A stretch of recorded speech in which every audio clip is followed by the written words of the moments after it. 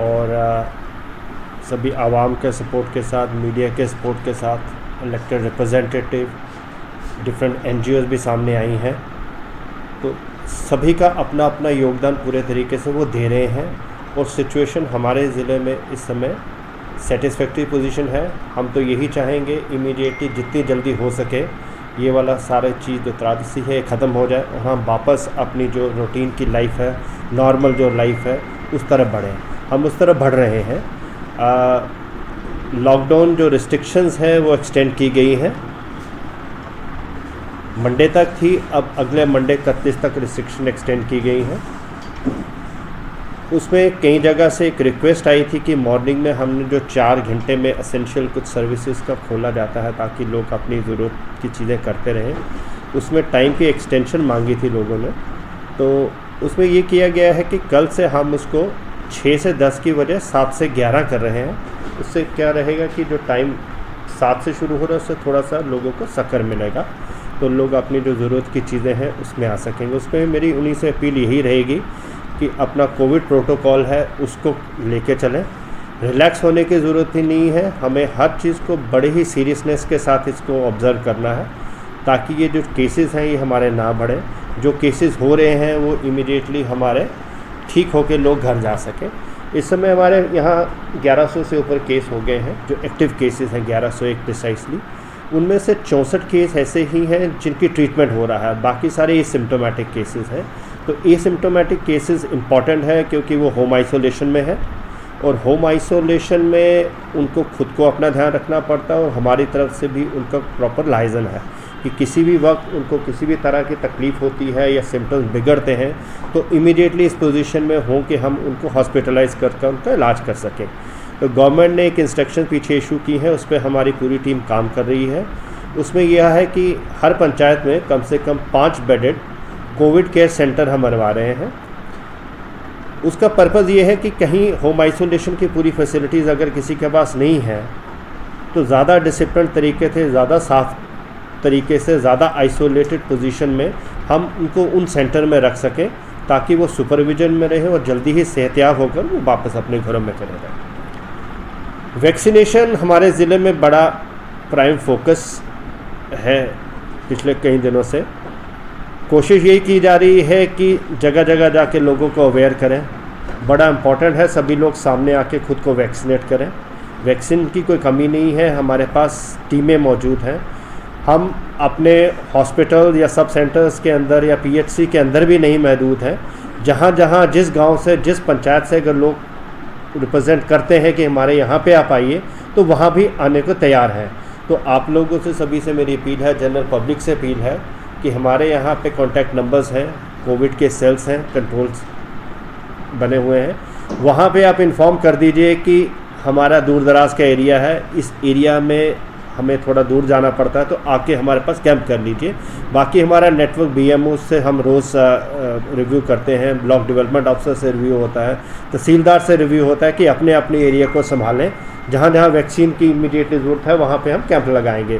तो मेरी यही उम्मीद रहेगी कि वैक्सीन के लिए लोग फॉरवर्ड आगे आगे आएंगे। इवन रिलीजियस लीडर्स का काफ़ी अच्छा रोल रहा है, उन्होंने काफ़ी मैसेजेस मस्जिद के ज़रिए, जनरल पब्लिक बाइट्स के ज़रिए लोगों को जो मोटिवेट करने को कहा है, उनको रिक्वेस्ट की है कि वो आगे आएँ। हॉस्पिटल में अगेन मैं ऑक्सीजन जनरेशन प्लांट की बात करूंगा, जो हमारा सबसे बड़ा फोकस है। इस समय काम चल रहा है और होपफुली इसी हफ्ते में शायद वो कमीशन हो जाए।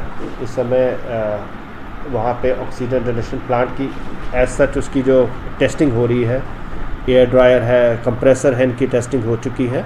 आज ऑक्सीजन जनरेशन प्लांट की टेस्टिंग है और फिर उसको जो हमारा एग्जिस्टिंग मैनीफोल्ड है उसके साथ कनेक्ट कर दिया जाएगा।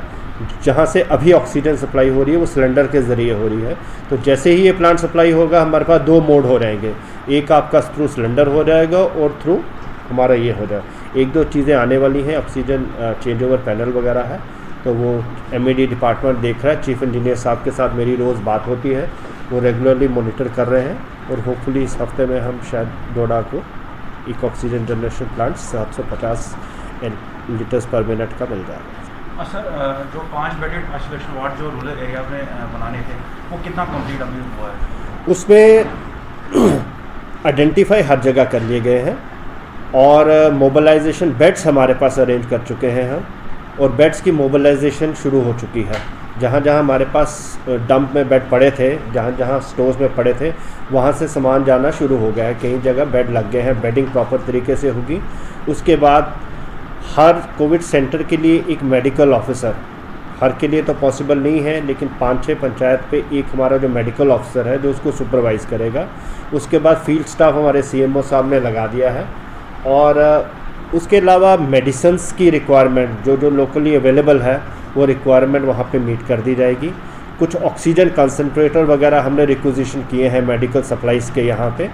वो हर एक सेंटर पे कम से कम एक हम कोशिश करेंगे वहाँ पे रहेगा, ताकि कभी कोई दिक्कत आ जाए ट्रांसपोर्टेशन के टाइम। क्योंकि ये जो कोविड केयर सेंटर है ट्रीटमेंट सेंटर नहीं है, अगेन मैं बोलूँगा, इसमें आइसोलेशन केसेस है। लेकिन आइसोलेशन केसेस में अगर कोई सिम्टम्स आ जाते हैं तो उसको इमीडिएटली कई बार ऑक्सीजन की रिक्वायरमेंट होती है, तो उसके लिए ऑक्सीजन कंसनट्रेटर या टिल जब तक वो नियरेस्ट कोविड केयर सेंटर में ना पहुँचे तब तक के लिए वो फैसिलिटी भी हम वहाँ पे दे रहे हैं। तो 3-4 दिन के अंदर अंदर ये सारे सेंटर्स फंक्शन करना शुरू हो जाएंगे। सर, ब्लैक फंगस में एक वायरस आया है, तो उसके लिए इंतजामिया कितनी तैयार है?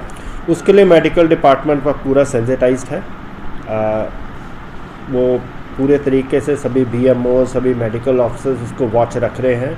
लोगों के बीच में भी इंफॉर्मेशन हर एक चैनल से आ रही है कि किस तरह के सिम्टम्स हैं, क्या क्या एहतियात बरतनी चाहिए।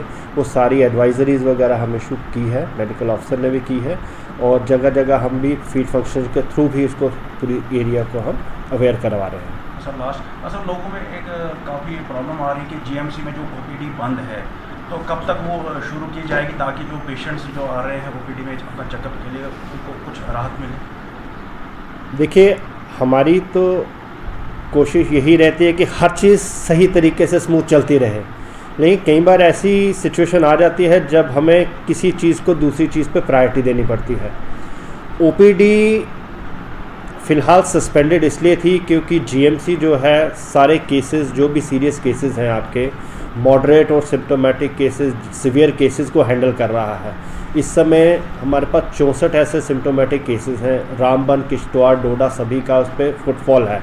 तो वहाँ पे ऑक्सीजन किसी तरह की कमी ना होनी चाहिए, बेड की किसी तरह कमी ना होनी चाहिए। सारा डॉक्टर जो मेडिकल स्टाफ है वो उस पर लगा रहे, इसलिए वो सस्पेंड किया गया था। लेकिन इसके साथ साथ यहाँ बड़ा अच्छा एक सिस्टम क्रिएट किया गया है, टेली कंसल्टेशंस। उसके लिए फ़ोन नंबर्स मेडिकल ऑफिसर के सारे सोशल मीडिया में चले गए हैं, और रोज़ शाम को मुझे रिपोर्ट आती है कि कितने लोगों ने उनको कंसल्ट किया। वो डॉक्टर्स अवेलेबल रहते हैं।